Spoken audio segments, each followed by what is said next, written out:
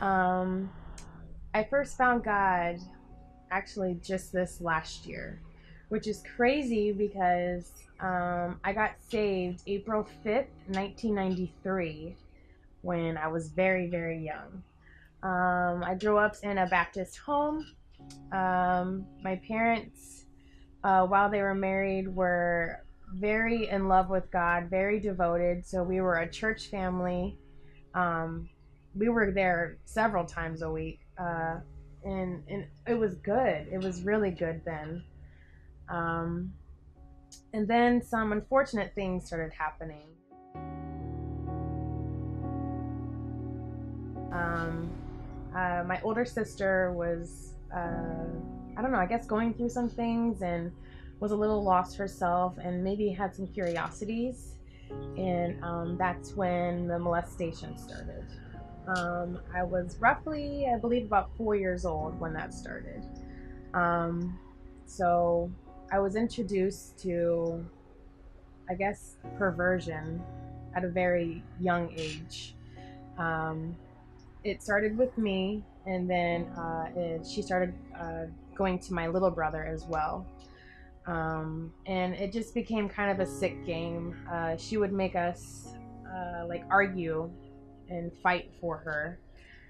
I remember specifically there was a day where she wanted to play Cinderella, and whomever she picked would be able to, I guess, do things with her. And it was kind of like the goal, like we would, whoever won got to do that. So like she just really manipulated us.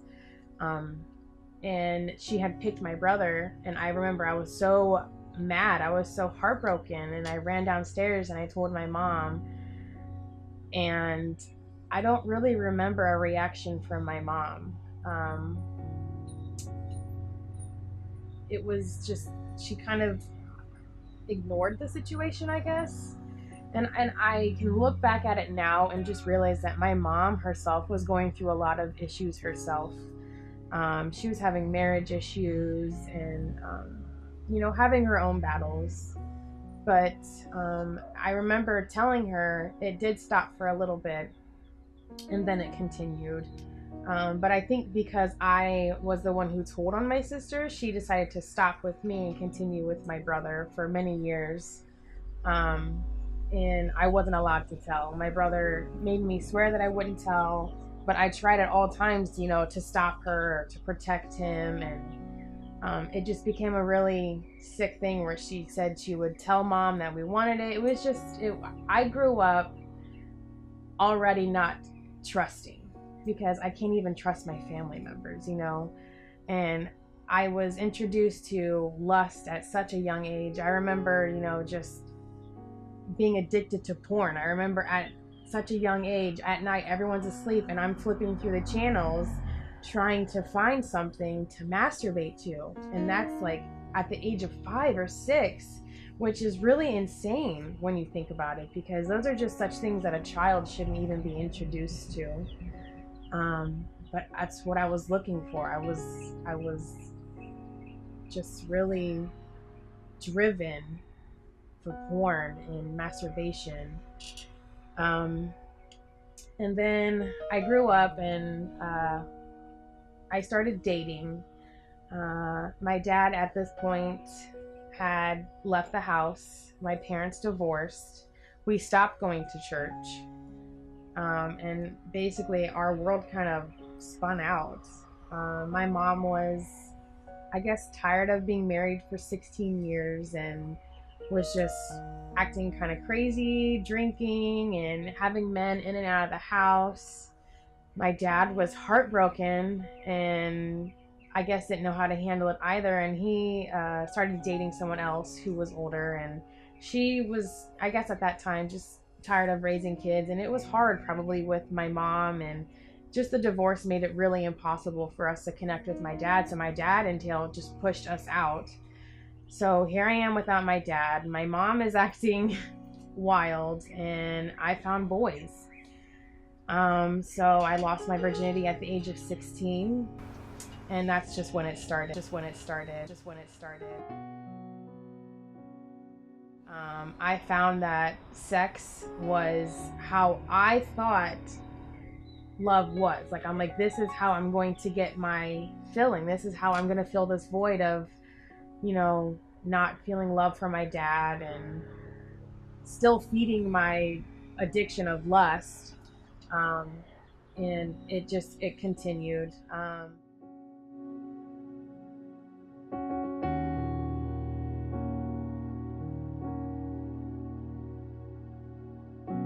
20 years old, my husband. I was actually at a house party, and we were the only two sober people in that entire house. And I can now look back and I know that I met him at such a time where God just really wanted to show me, like, here's a man who can love you. But we started dating, and we got engaged very quickly. 5 years, or I'm sorry, 5 months, 5 months in, and but I had so many issues. My mom had shoved that attitude of men are dogs, you train them how you want them, and I was just so used to wearing the pants and, you know, being the boss, and I was angry. I was so angry at a lot of my decisions and things that I had happened when I was a kid.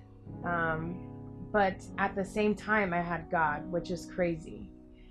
I was still going to church, so I was living that lukewarm life where, you know, I can go to church on Sunday, but Monday through Saturday, I'm sleeping with my boyfriend. Which, I mean, it didn't make sense, but it was what it was at that time. And I remember God just kind of grabbing Chris and I at the same time. I took him to my church for the first time, and he got saved. And that was a really cool experience.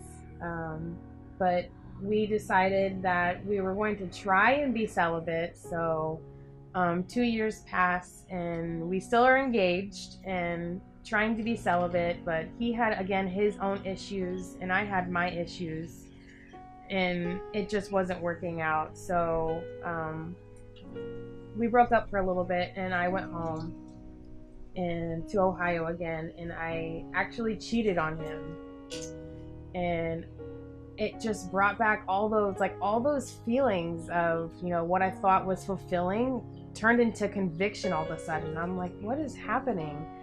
Like, usually I'm okay with these things, but it's like it slapped me in my face. I went home and I told him, and we decided that we were going to try and actually live our life for God. And we decided to go celibate and actually do it the right way. We got married, and things were okay for a while, but we never really had God. I never had God as that personal relationship. It was still that lukewarm life where I'm feeding my porn addiction still, and I'm going to church.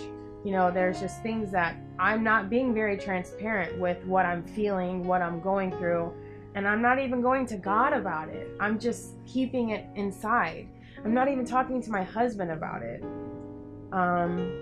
We ran into some issues the first year in our marriage, and I decided, you know, we're moving home. You know, I want to be home in Ohio. I can't be here anymore. I just want to be near my family. And we got home, and I think I was listening to, you know, people's advice, and I wasn't going to God about it. And I decided, you know what, enough's enough. It's, you know, I did what society, what our generation tells you. If you're not happy, be happy, you know, do what you got to do to be happy, even if that means divorce. You know, it happens, it's okay. So we got home, and literally about 3 weeks later, we separated.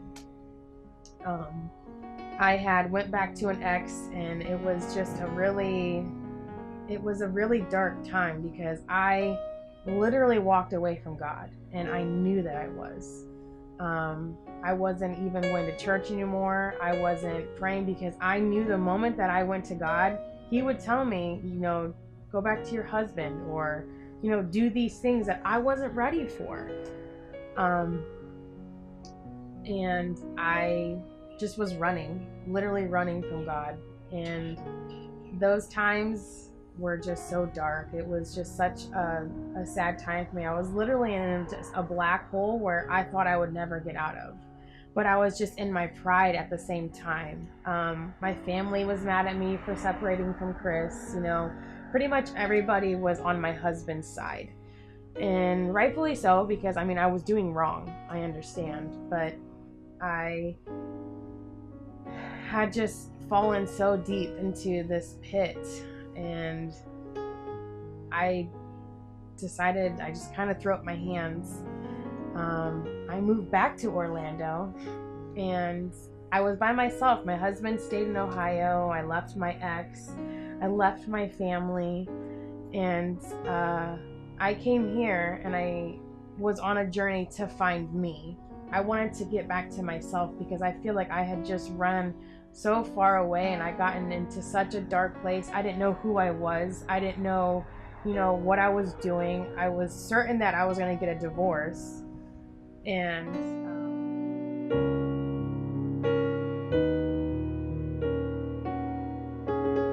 God found me. I remember I didn't have a car, obviously, because I had just moved here, and I was lifting back and forth to work. I remember I got in my car, and my Lyft driver's car, and he had Carrie Job on, and I was like, wow. I love Carrie Job. She's one of my favorite artists. Back when, I was really close to God, I've seen her maybe 5 times. She was one of my favorites. And he was like, wow, that's amazing. And he started to share his testimony, and I just saw that light. Like, I saw that fire, and I was like, oh my goodness, I miss that. I miss that feeling of just being so on fire for God. And he invited me to his church, added me on Facebook, and I got into work, and I was like, wow, I felt like the presence of God kind of like cling on to me, and I just thought about it the whole day. I woke up the next morning, I was like, you know what? I think I'm gonna go give that church a try. So I went to church. It was a Tuesday evening, and I remember it was Bible study. And I walk into my church, and the sermon they were giving was about marriage. And I just remember just being so heavy-hearted because that's what I walked away from. I walked away from it, and at that time I was so sure, like, my marriage is done. Like, and God, this is just what it is now, And I felt like me walking away from my marriage was walking away from God, because I knew that's not what God wanted for me. But I was listening to their testimony. Church ended, and I went and talked to some people from church, at that church. And I was just sharing, my story about my marriage. And they're like, well, maybe it's not over. Maybe you should go home and pray about it. And I was like, what? Pray about my marriage? I guess it never occurred to me that that's something that I should do. So I went home and I prayed about it. And sure enough, God came through, and he told me to make my marriage work. And I was like, this is insane. I haven't been with this man for 2 years now at this point. 2 years we were separated. And I decided to call him. So I called my husband, and I said, this is going to sound really crazy, but I just left church, and the sermon was about marriages, and I don't think our marriage is over. And I just remember like listening on the phone and just like waiting to hear his response. And he just took the deepest breath, and he went, I'm sorry, I'm not there. I'm not there anymore. And I was just so heartbroken. I was just like, God, why would you tell me to make my marriage work if he doesn't even want it to work? Like, here I am, just heartbroken, and I was angry all over again. But I felt myself trying to slip back into those old ways of, being promiscuous, and I fought it. I was like, no, it's like I almost recognized, I could feel that presence, like, wow, that's the enemy. And God is trying to get my attention. So I just told him, and I said, okay, that's fine. We don't have to make our marriage work, but I really feel like I'm getting closer to God. Like, God is calling me, and I'm going to listen. So if you don't want to make our marriage work, that's fine. but I'm going to have to sever my tie with you then, and we're going to have to proceed with the divorce. And we agreed, and that was okay. And I just started pursuing God. I was head over heels. It was amazing. I had finally started to feel that spiritual healing, the physical healing, the emotional. Like it was such a great time, and it was a time where I was constantly on my knees. I was on my face sobbing, and I just really felt the Lord just removing things from me.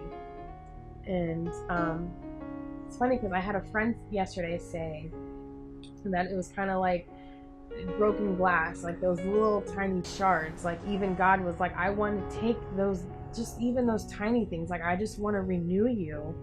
And I surrendered. And for once I just let go, and I felt those things that I was so angry about. I was, angry at my sister from the molestation. I thought I had forgiven her, but I hadn't. It was in my heart still. I started to forgive her for that. And I felt my ways of being lustful, those were changing. And I didn't even desire sex anymore, which was so crazy because it was something that I had desired since the age of 5. So I just felt things changing. And I remember, I think it was maybe a week and a half later, my husband called me. And he said, I think I changed my mind. And I just remember crying. And I was like, really? And he's like, yeah, I think God's telling me to make our marriage work too. And I was like, wow. And he's like, let's fast for 3 days. He had never spoke like that before. And it was crazy. We fasted for 3 days and everything turned around. And I mean, like, everything. We had forgiven everything from the past, and we still don't even bring it up to this day. It's like, it's not even anything to discuss because it's dead and gone. Like all the hurts were gone, and we had a heart for each other, which is crazy because 2 years is a long time. 2 years apart is like, you become a whole other person by then. And I had a heart for my husband again. I had a desire to make my marriage work. So he moved down about 2 months later, and it's just been a crazy transition since. To look back and realize how much God had been with me that whole time.